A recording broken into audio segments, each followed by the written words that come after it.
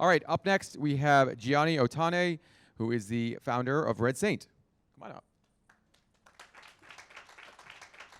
All right, I'm super excited to be here today. I feel like in many ways this says my life journey has really brought me here on the stage today to tell a little bit about my story and this brand. You know, I grew up in the restaurant business under the guidance of my father and now co-founder.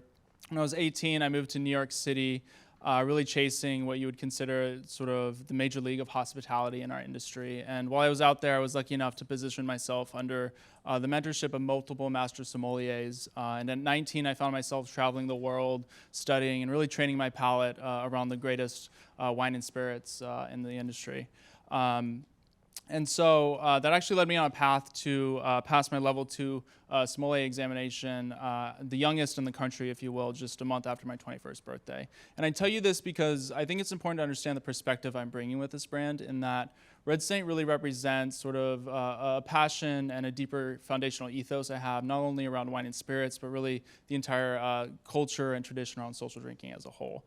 You see, for millennia, we've really only had 3 ways to consume alcohol, and that was wine at around 11 to 18% ABV, spirits at the high end around 40%, and that really only left beer for your low alcohol option for 4 to 9% ABV.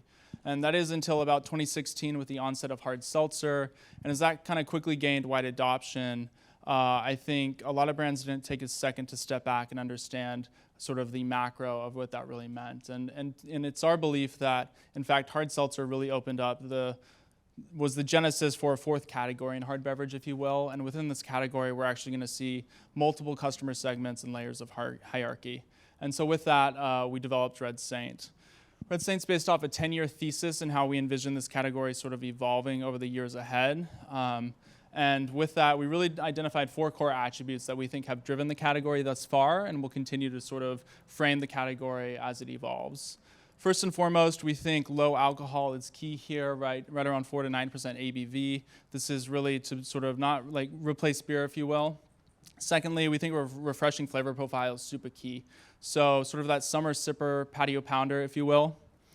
Third is sessionability, and this really sort of piggybacks on 1 and 2 attributes, and this is the idea of a product you can have 4, 5, or 6 of in a single sitting. And then lastly is ready to drink, which is both in the liquid and the packaging we think will continue to be key as this category evolves. So the idea was, how do we create a brand and a product that really establishes a competitive hierarchy within the category? You're really taking my expertise in flavor and ingredients to establish and really pull in a customer that was left behind during the hard seltzer craze. I like to call these folks really the Equinox Erewhon crowd, if you will.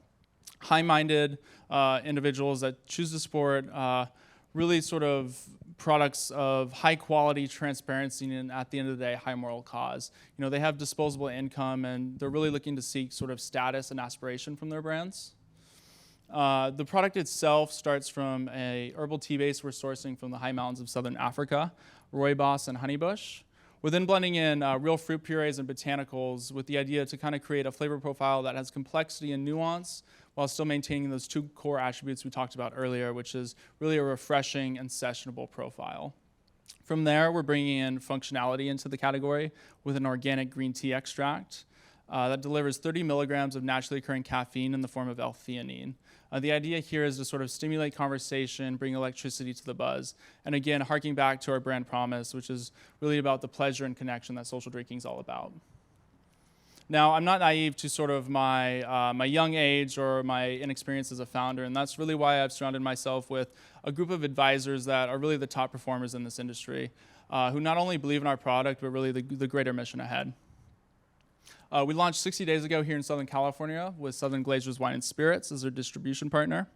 And our go-to-market strategy has really been focused on hypersaturating key affluent zip codes here in Los Angeles, and really focusing at like high-end natural specialty accounts across channels, really trying to get discovery and organic adoption from our target audience.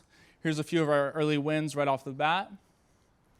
And then, go back. And then really our marketing strategy thus far has all been about supporting these accounts, interacting with the consumers, and sort of getting as much intel and feedback as possible through merchandising, sampling events, et cetera, so we can really kind of head into 2022 with greater understanding and intel to make better decisions in the day ahead. Thank you.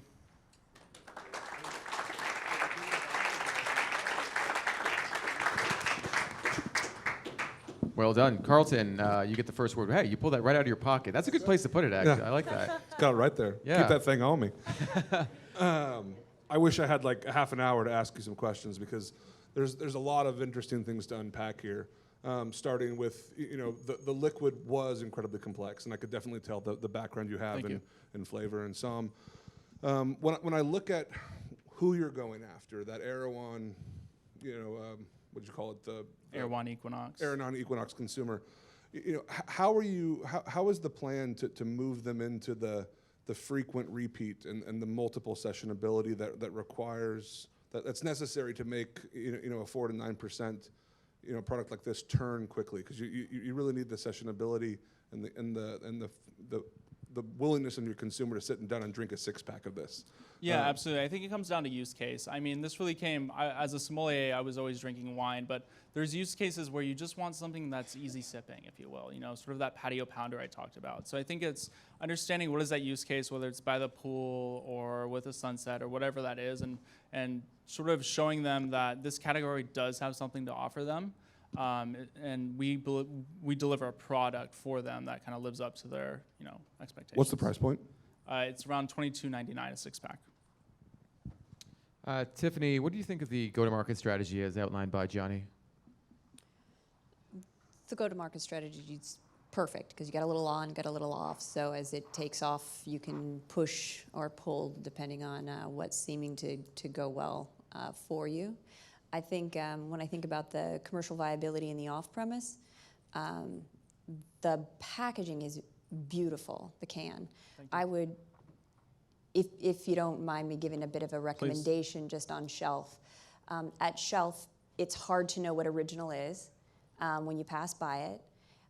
6 is a lot to ask when you're starting out. 4 is a viable option, right? If you got 4, I can do 4. 6 or 8, tougher. And then the packaging looks like it's a red wine-based product. For me, it's so beautiful, that color tells me there's red wine in there. And I know it says red, I get that. But it's burgundy color even, it's not even like a bright red. So I know your background, and so I'm sitting there's so many things that are so wonderful about it. Just consider the product inside and make sure it's congruent with the packaging a bit. But it is beautiful. Thank you.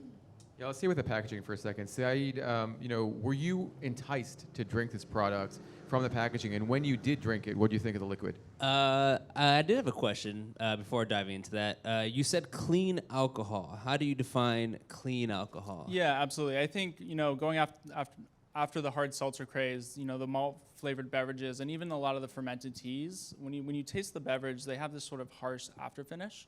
And we use a distilled spirit very intentionally because we thought it had a very clean alcohol finish. And in fact, this beverage to me was about the tea profile and the fruit flavors and not about the alcohol itself. So it's really easy to mask that in a distilled spirit. That is exactly what I got when I was drinking. I was like, if for someone who does have an appreciation for teas and stuff like that, the one flavor that I definitely was going back to was the original with the vanilla. I felt like the peach and ginger was like, I wanted more peach. And I feel like especially when you're working with ginger, it can kind of overpower sometimes.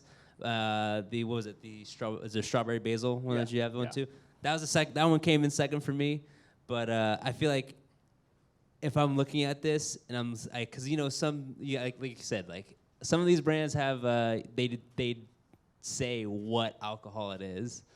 I don't know if I would be like, I don't know what's in this. I want to know the kind of alcohol that I'm drinking. Yeah, for sure. I think part of it was understanding that if you say vodka or whiskey or rum, like those are loaded words where a consumer already has an opinion on that. And I really wanted to separate ourselves from that to get them to try first. And that was sort of the thought process. Got it. Sebastian, we're pretty much out of time, but you get the last word on Red Saint.